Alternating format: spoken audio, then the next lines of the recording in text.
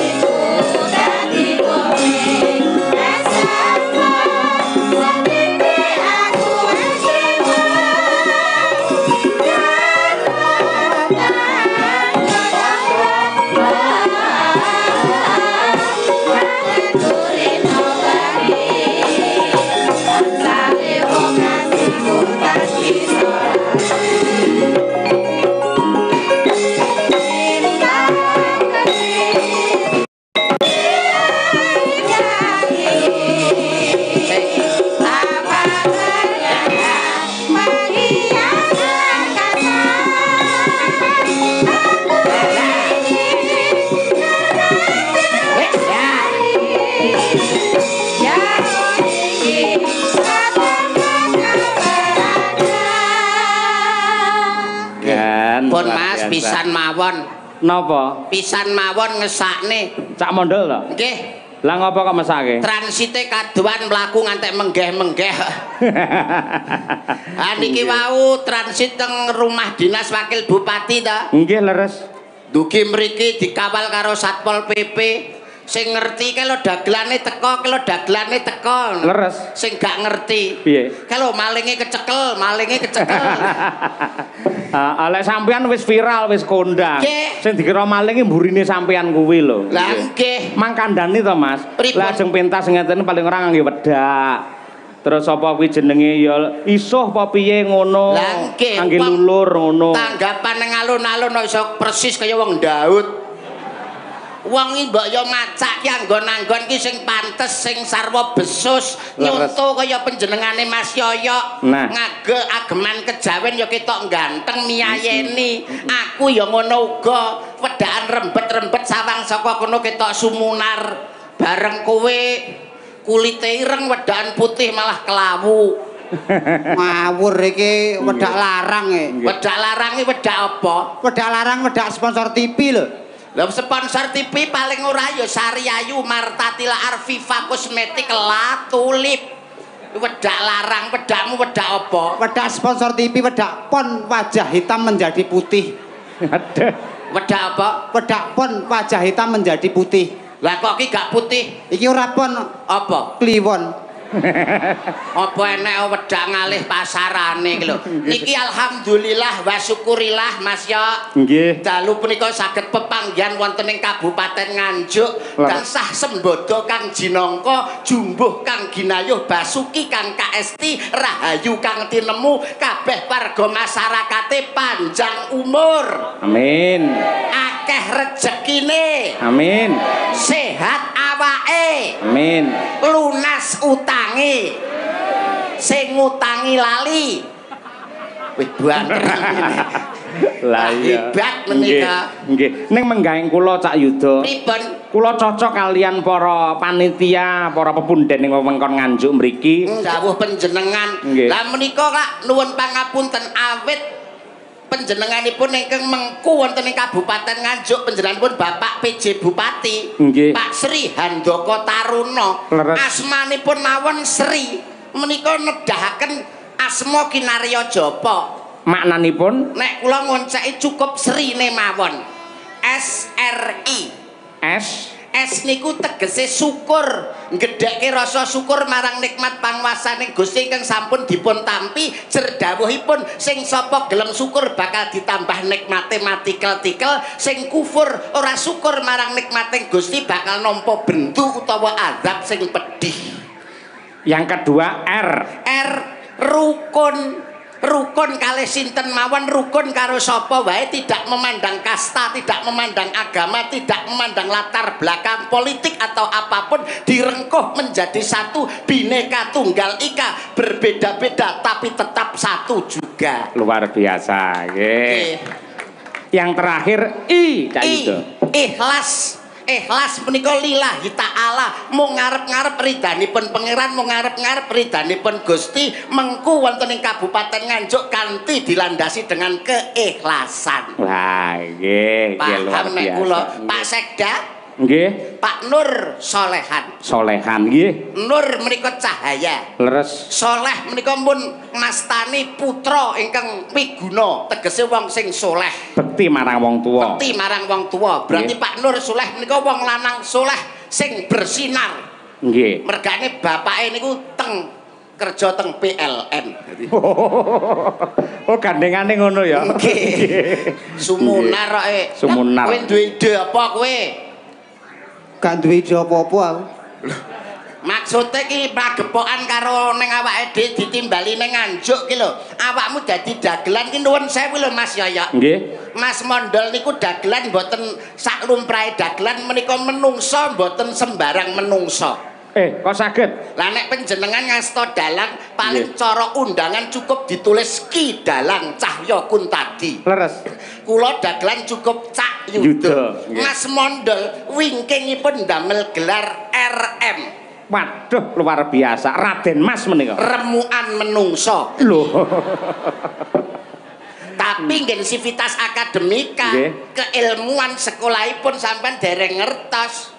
SDM tinggi. Tinggi sampean titel belakang SN. Nggih. Sarjana seni. Sarjana seni magister seni. Cekap SPD, sarjana pendidikan. Niki IR. Insinyur luar biasa. Ider rokok. Mbok ndang ngomong sales ngono. Tapi secara kemampuan nuwun pangapunten, jalma limpat seprapat tamat. Giri lusi jalma tan kena kinira. Bathok bolu isi ndut. Madu. Madu. Lah ya madune ceblok ning ndut-ndutan terus tak resiki ketok gilap ngono lho Mas. Wong padha kerene. Ayo jenengan ngendika Cak Mondol. Kowe iki kudu omong tahun baru itu kita harus bagaimana mensikapinya. Nek kula nuwun sewu. Sarehne kula niki dadi wong Jawa, bumi sing tak idek iki bumi Jawa. Banyu sing tak ombe kuwi saka banyu Jawa. Mulane aku nek tutur-tutur nganggo Jawa. Nggih. Wonten tetemunggane mbah-mbah mbiyen menika panca panyangga jiwa. Nah, menapa menika Cak? Iki ilmu tuwa iki. Panca panyangga jiwa. Panca punika 5, panyangga menika cagak, jiwa menika awak, 5 cagake ngawak. Napa kemawon menika? Hana Caraka. 5 cagake ngawak cukup Hana Caraka. Ha. Nggih. Hanane menungsa saka Gusti Kang Maha Kuwasa lantarane bapa biyungmu, bapak ibumu, mulane wong tuwa sinebat Pangeran Katon, Gusti Allah sing nyata. Mandi-mandine donga dudu dongane kiai, mandi-mandine donga dudu dongane wali, tapi mandi-mandine donga dongane wong tuamu, utamane wong tuwa wedok. Oh, berarti bener kuwi. Mandine dongane wong wedok kuwi. Contone kaya aku kuwi. Piye? Pancen dongane wong tuwa, utamane wong tuwa wedok mandi nggih ten Mas. Leres. Mas Cahyo iso kondang Mbak Kesi iso sukses, Bapak PJ Bupati iso berhasil. Itu tidak lepas doa orang tua, terutama ibu. Bener kuwi. Dongane wong wedok ki mandi tenan. Dongane wong tua wedok Tenan mandi. Nyatane aku teko saiki panggah melarat lho. Saka dongane wong wedok. Kok iso sih to? Ndongakne iki mesti ndadekke sampean mulya kok panggah melarat piye to? Lah wong piye to? dongane mbok kula niku mandi kok. Kok iso mandi? Nalika aku arep merantau ning Kalimantan. Berhasil. Ora berhasil. Neng Sumatera, Sumatera ora berhasil. lah neng Jakarta. Terakhir ning Jakarta ki lho panggah ra berhasil. Lah kok kowe nyalahne mbokmu? Lho, mergo dongane mbokku. Pas aku arep mangkat pamit. Piye? Lah, Mbok, aku arep lunga ning Jakarta, aku njaluk pamit. Ya le, muga-muga ning kono ora ana apa-apa. Ning kono ora petuk apa-apa, blas mandi dongane mbokku.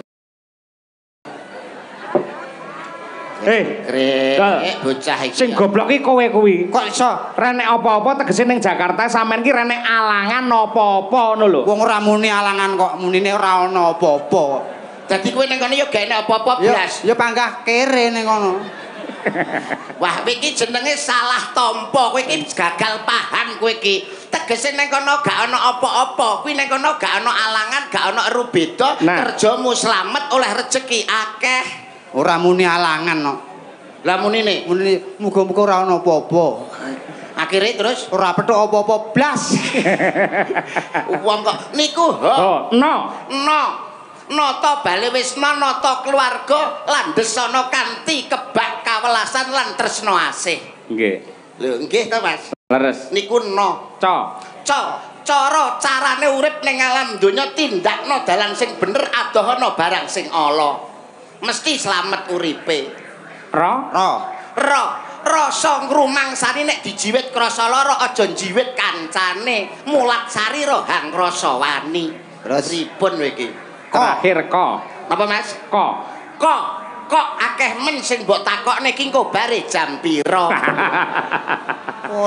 Ngono ae mbok pamerne. Lah pamerne terah blong-blongane ya iki lho goblok pamerne. Macam ngono kuwi aku ya iso.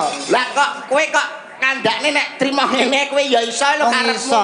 Aku ora nganggo Hana Caraka, wong-wong saiki ki ora iso nampa Hana Caraka. Sing lebih spesifik. Heeh, sing lebih gampang ditampa. Kowe nek ngandani nganggo apa? Nganggo cukup dina kuwi lho enek 7. Wih, Mas. Oh, dina 7 ki ana maknane. Enten no. Mondol dalu punika jan encer sanget utekipun. Saking encere ndek sore ngantek metu saka kuping bareng. Kae kopok kowe. Jan rumah saku. Kowe nuturi sang urip bebrayan ning alam donya bisa slamet uripe donya lan akhirat gondelana dina enek 7. Mulai Senin, Selasa, Rebo, Kemis, Jumat, Sabtu, Minggu. Lho, kuwi enek makna. Enek maknane kabeh. Wah, Mas Mondol dalu punika ngetokne pengeram-eram. Mbok nyuwun tulung pangapunten sanget nggih. Kersane warga masyarakat ben ngerti sapa to sejatine Mondol rada maju, Mas. Ikine dibuka. Lah dalah. Pripun, Mas? Sae to. Niki wau ibu-ibu sami tangklet. Pripun? Lato-latone tumbasan pinten? Ngawur ngene lato-lato. Lah apa? Iki ngono tahu bulat. Digoreng dadakan 500-an, langsung didilat. Mas Mondol, dina kenek kanggo sangune urip. Senen. Aja bosen karo unen-unen. Tegese nek dituturi wong tuwa diwehi masukan kanca liyane ditampa Aja dirungekne kuping tengen, ditokne kuping kiwa. Tapi kritik yang sifatnya membangun harus ditampa. Kuwi mau Senen. Aja bosen karo unen-unen. Hebat. Selo-selone uripmu gunakno kanggo sedekah. Wah. Mas Mondol. Selasa sela-selane uripmu gunakne kanggo sedekah. Mongko wong sedekah kuwi ora lokak ning malah kebak, ora wutah ning malah wutuh, ora roboh ning malah saya bakoh. Elok tenan aku kok. Ya, nuwun sewu Mas ya. Mumpung ngrembug masalah sedekah niki kula jelasno pisan. Lah wong urip ning alam donya ya Mas Mondol. Kuwi gedhong ana kuncen ana wong mati mangsa wurunga. Taunana windanana menungsa ki ning ndi to parane mesti bakal mati. Kamangka wong mati ki mesti nggawa sangu. Lah bondo donya Mas. Bondo donya niku lak titipane pangeran, titipane Gusti Allah.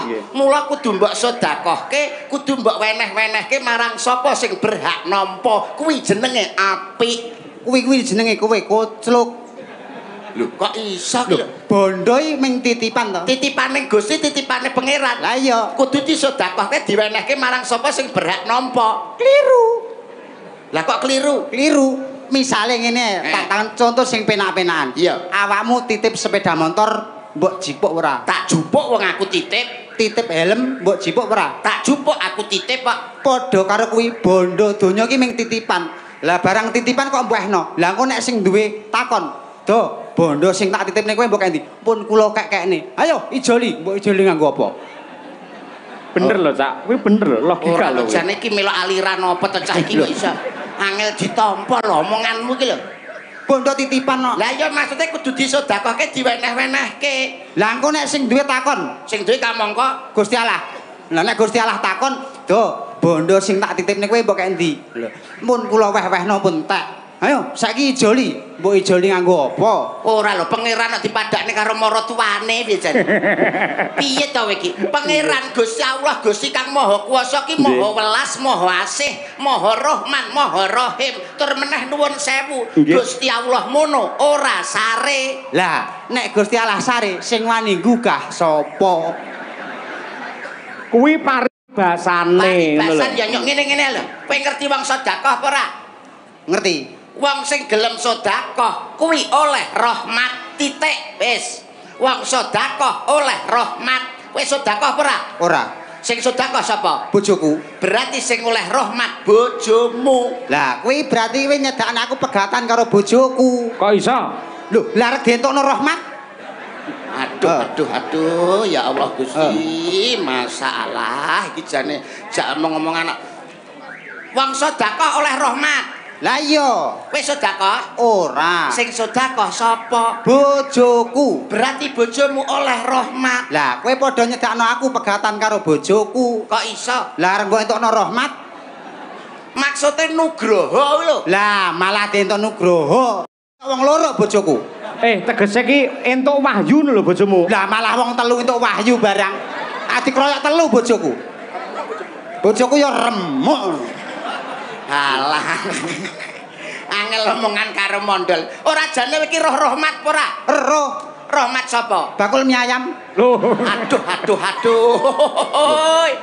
Rahmat iki kewelasane pangeran welasane Gusti kuwi jenenge rahmat. Oh, dudu rahmat bakul mie ayam lho. Dudu rahmat bakul mie ayam untumu pecah kuwi kok. Tak kira rahmat bakul mie ayam. Kuwi mau bab nggon Selasa. Rebo. Kerepo sinau ben ora bodho. Mongko wong bodho kuwi dadi pangane wong pinter. Cocok. Contone ya kaya bojoku. Kok iso? Bendina tak pangan nek wong bodho. Rupamu kaya walang sangit. Kok iso?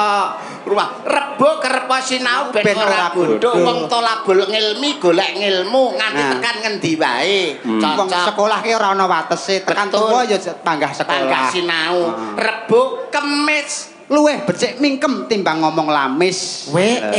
Contone maido wong, rasan, nyacat. misuh. Wah, gibah. Berita-berita hoe.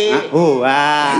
Hoak sing ora bener, tanggane tuku gelang atine melang-melang, tanggane tuku kalung atine bingung, tanggane tuku mangkok atine gondok, tanggane tuku ceret lho mencret. Bah ya wis sangkik sereke. Sangkik sereke iri hati kuwi ngono kuwi. Ya to Mas. Luwih becik mingkem timbang ngomong lamis. Nek bar Kemis terus Jumat.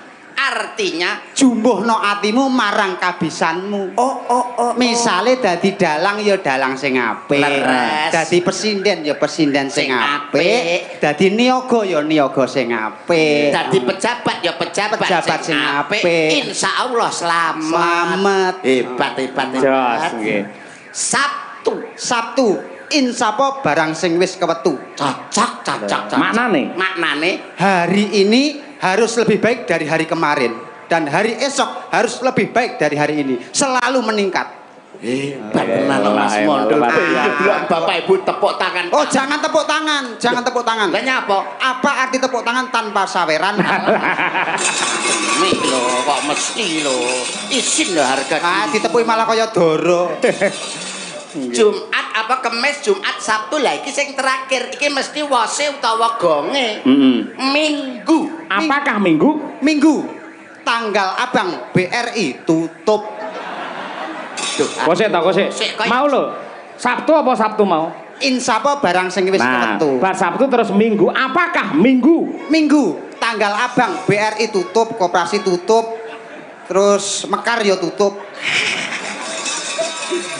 Tegese terjemahane iki piye? Ming ki apa, gu ki apa? Ming apa, gu apa ngono. Nah, kuwi khusus kanggo aku dhewe. Lah minggu kok khusus kanggo kowe?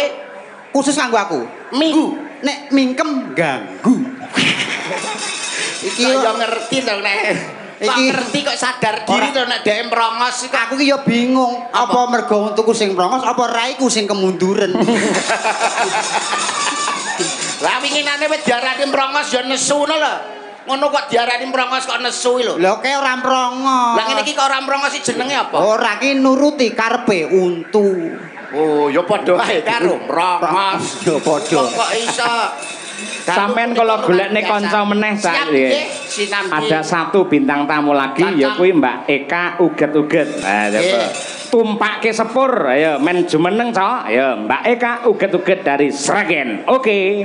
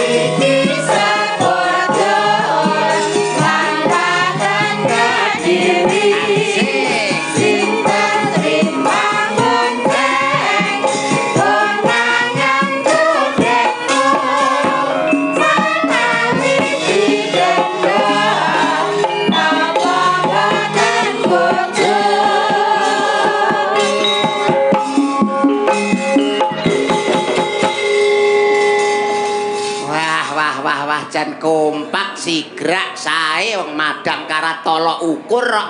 Titisane ngendi? Condong raos. Hebat. Wah, iki bintang tamune malam ini luar biasa Cak Yudo. Nggih. Bintang tamune jumlahe ana 2,5. Kok iso 2,5 to? Cak Yudo 1, Cak Mondol 2. Lah iki legur semene kan ya separo to kuwi. Eka lho. Napa nggih? Oh, berarti wayangan pagelaran dalu punika di samping tahun baru nggih kagem menjelaskan program stunting. Jadi apa? Lagi stunting cilik dan gizi buruk. Waduh. Kaya awakmu lemu-lemu. Padha tegese padha. Di sapa to Cak Mondol di sapa? Di sapa ada pepatah mengatakan tak kenal maka tak sampluk.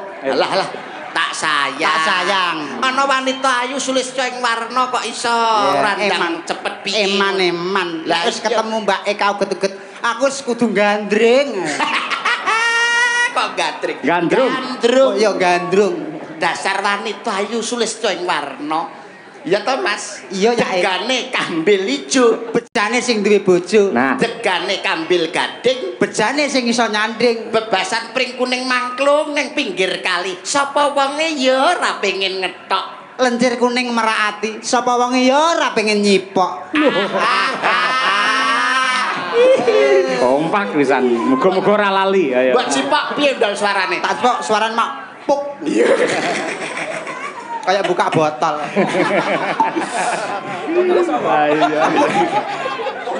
Gleleng mondok. Pak rada ganteng mbok iki dienggo. Niki kersanipun lho. Nggih.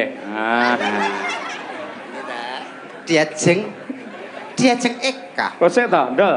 Lagi iki enek dagelan ngangge takir iki to. Takir pripun to niki mah kutho. Oh, Mah kutho. Antarane blangkon karo ndas kok gak aku. Ora patek loroan.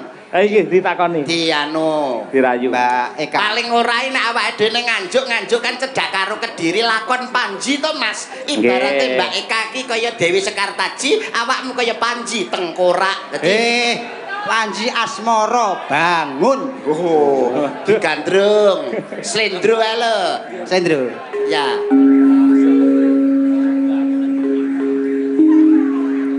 Nadyan wujud. Pripun swantenipun? Ojo biasa Mas, ora sahdon biasa. Rasahdon. Sampe nyawang ketok war sulap ora? Nyawang lampu sulap ora? Ora. Sulap ta Mendhi? Sulap wong kleru terus kok. Nggih kacamatanya. Lah kalau kacamata. Oh iya. Aku pancen kan saya tuwek saya terakum. Nah, nggih. Apa inget-ingetan ora jelas ngono Ora jelas. Bayu jan. Awakmu iso kaya Pak Cip to. Oh, Mas, kula saniki pun mboten ngendang. Ngendangnya bayare piro? Ya, larase dipasno sik lho. Sampeyan dereng pirsa Mas Mondol nggih Mas? Dereng ngerti. Maksud dagelan kados niki platih krawitan lho Mas. Niki termasuk salah setunggaling Mahawiku. Mahawiku. Welok. Dwijawara brengenge. Ngentuk sapa? Ngentuk Eka. Rumangsamu kok piye dajal kulah bar gandrung piye? Nano. Nano. Lah kok nano. Ajari kono. Nadyan wujud mung peksi. Peksi apa tendel? Manuk. Paham Pinter. Hebat sang wiku. Manuk. Agawe tali ning bronto.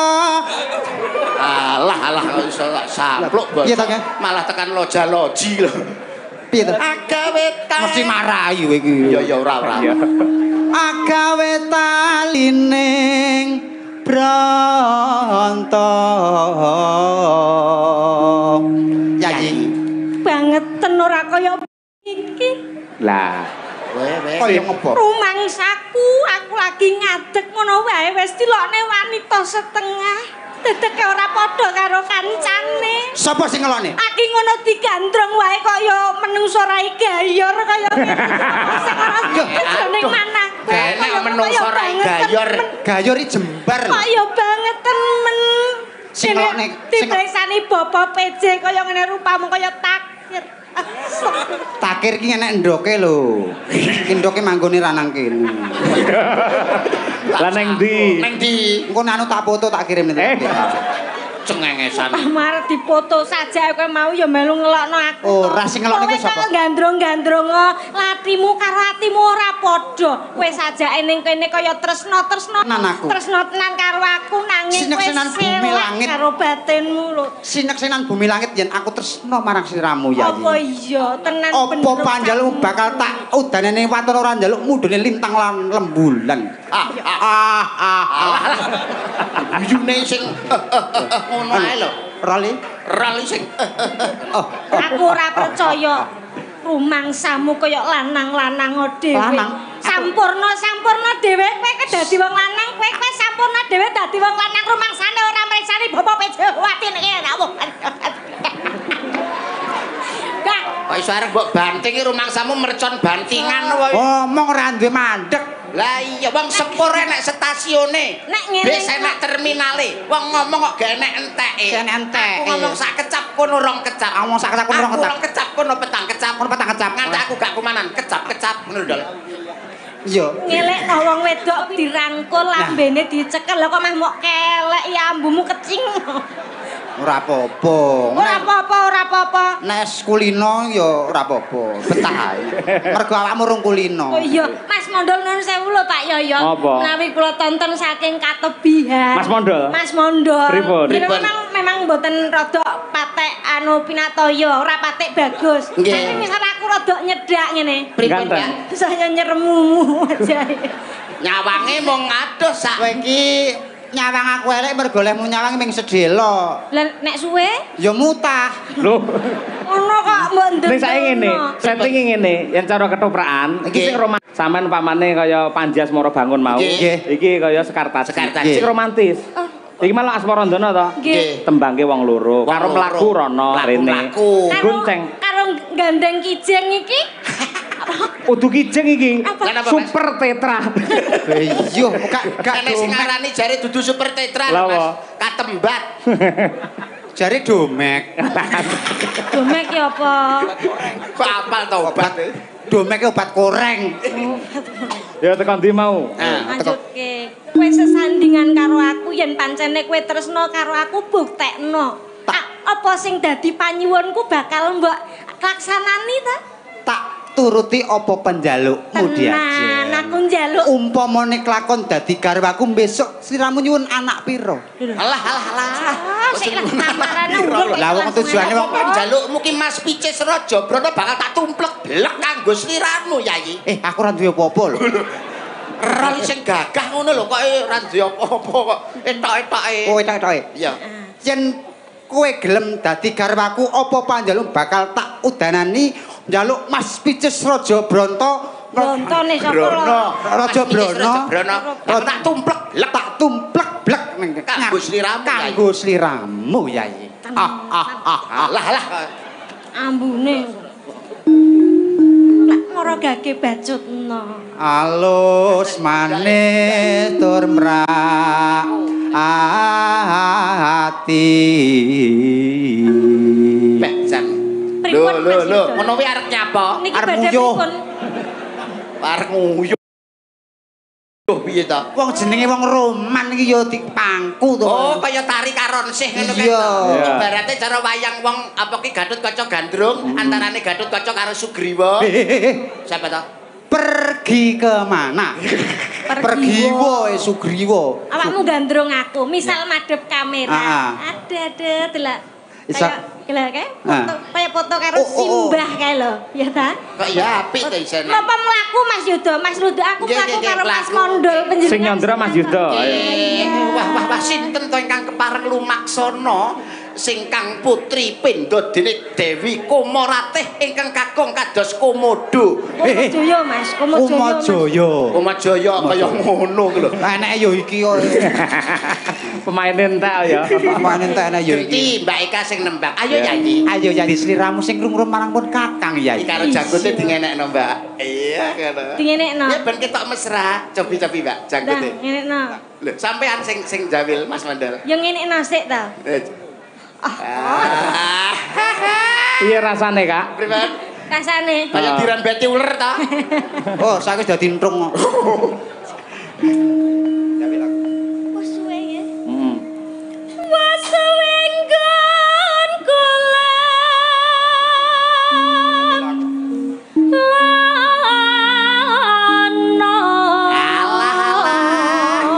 Kemakine. Manise garwa. Alah gayane Kok lendal. gantenge kaya ngene, senek gedhe dadi Alah, apa? Senek gedhe dadi kene sing nyampe Ora to? kok iso. Ora enek sing Ora mau ngene to? Ora. Ngenekno. Bacutke ya. Ya. Goleki si podang pita.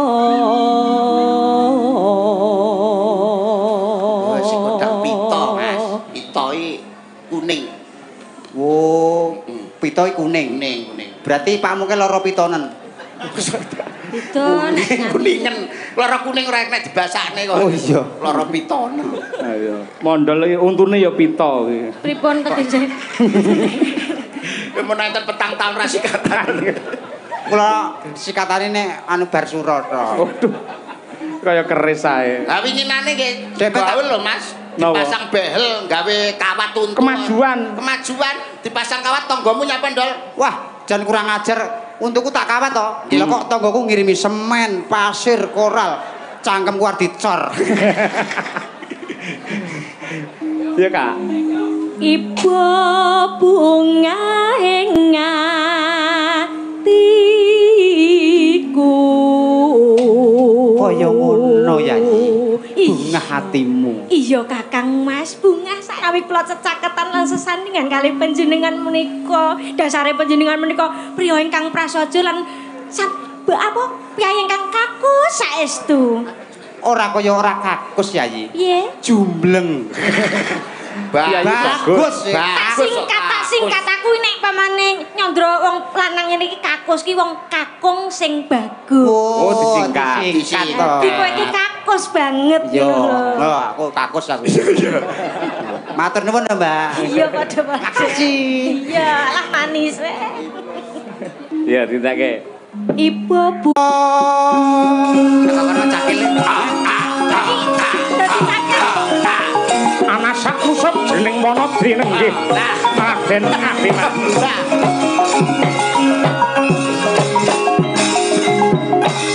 Cangkeme keri iki lho.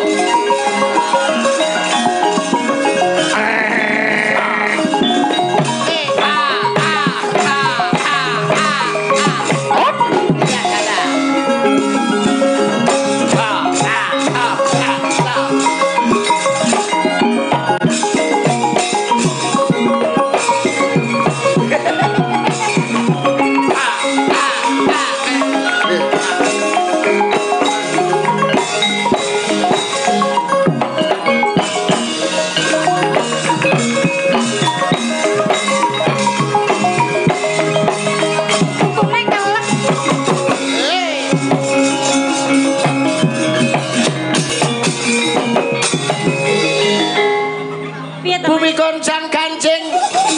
Lho. Iki nyapa? Lah jarene bumine gonjang ganjing. Sang, omong-omongan. Piye kabare? Tuh. Cakil karo Satria piye kabare lho? Lah jarene kono ngomong-omongan. Omong-omongan. Maksudnya kula sing dadi Arjuna omongan kali niki, cakil iki. Untune dipangan kok. Kelek iki ya to. Iki lho, aja dipangan untune. Cakil kok mangan untu. Lah enak. Layak nek entu papat kolu terus. Ayo, hanya ayo. Omong. Hanya. Ah. Satrio. Oh ya nang. Kegeden suarane, kurang cilik. Kok alus semeng kowe iki cakil. Cakil.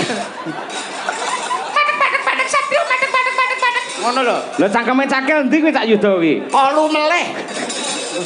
Sangkem apa larang jane kok. Kuwi lek luwe mbok omong karo panitia. Cengengesan. Aku nek nyawang ora malah kaya cakil. Apa? Kaya baby octopus. Nggih. Piye? Menggah. Bacotne nggih, Cak. Lagu mawon. Enak mangan tahu. Podang kuning bar menika mangke istirahat. Terus Detik-detik menuju jam 00 mangke kula aturaken panitia sedaya. Siap. Mangga, podang kuning doa untuk Kabupaten Nganjuk. Podang adalah burung yang bisa terbang, kuning adalah emas. Semoga Kabupaten Nganjuk terbang tinggi menuju zaman keemasan. Yo. Ayo gitu. Esuk awan ning omah wis ora keluyuran goleki sing tak sayang. Mubang midarang ganggu goleki ora krasa esuk awan. Woi.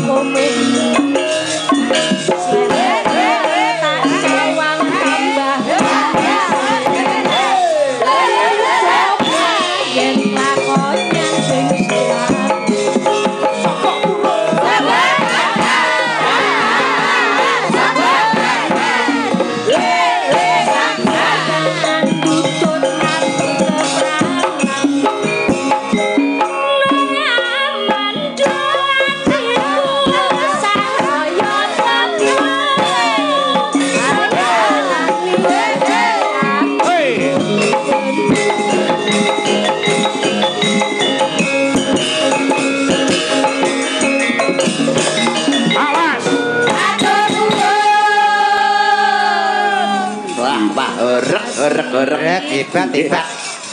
Luar biasa. Dagelan loro do timpuh kabeh. Kaya genduren. Aku lungguh. Tiwas aku no tonggon. Ayo aku iki lungguh karo ora ya padha. Ngene iki lho. Sebugel. Istimewane presiden iki sak meter kotor iki. Apa meneh? Ora. Nyepelekne mergo dedekku. Ora. Nyepelekno. Awakmu gede dhuwur awakmu gede dhuwur. Malah fitnah. Ngono iki jenenge fitnah wong wedok kuwi kagawe saka gawe kase wong lanang sisih kiwa. Kok iso? Dari tulang rusuke ora digawe saka sirah supaya ngendas-ngendase ora digawe saka sikil supaya didek-idek tapi digawe saka gawe kase. Sok sisih kiwa supaya disayangi lan ditresnani. Ayo ngono nek ben cedhak karo ati. Ben cedhak karo ati kok mbok lok-lokne. Kowe ya duwe ibu karo wong wedok ki ngurmatono. Kowe kudu ngurmati karo wong wedok. Karo aku ya ngono aja beda-bedakno. Ning ya aja nesu kaya ngono diajeng.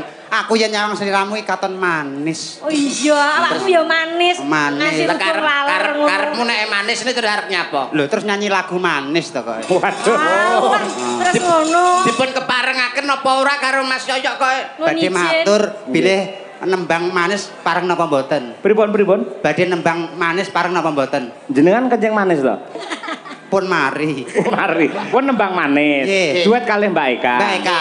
Monggo nggih. Makasih. Nggih, mun nyatanipun jenengan kekalih menika menawi dipun sorot kamera teng TV teng YouTube niku jan serasi sanget. Nggih. Malih Mas Mondol. Nggih, jenengan kaya widodari Mbak Eka. Kados Batari Gagar Mayang nika. Yen Mas Mondol kaya gagar otak tadi. Kula pun mboten duwe otak. Ah iya. Malah ibu-ibu teng wingking padha ngrasani kok serasa mboten nonton wayang. Kados ningali TV pas sinetron. Sinetron Ikatan Cinta Mbak Eka niki kados Mbak Anggun, Mas Mondol niki kaya Mas Al. Mas Al kae ya. Almarhum.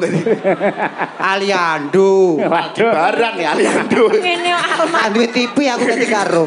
Manis nggih, Manis. Awake dhewe ora cocok. Lah ya ngono serasi.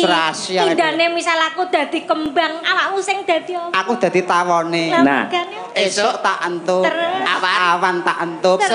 Sore tak entup. Saben dina tak entup. Asik. Iso Mas Wedang. Aku dadi kompor. Aku sing dadi pancine. Lho sebabe apa? Nek esuk aku nangkring. Awan nangkring. Sore nangkring. Saben dina aku nangkring. Mak Eka iki dadi ambulan. Kok ambulan to? Yo kendaraan yo kowe ya kudu kok iso. Ambulan. Lho tek ambulan liyane. Lah iso apa ora? Gak iso. Aku iso. Misale kono. Mas Yuda. Mas Yuda umpama Mbak Eka iki dadi dalan. Aku sing dadi montore. Esuk tak liwati. Awan tak liwati. Sore tak liwati. Saben dina tak liwati terus. Umpamane Mbak Eka dadi ambulan, aku sing dadi sopere. Lah mayite kowe. Lho. Panggah aku ae. Mas Al.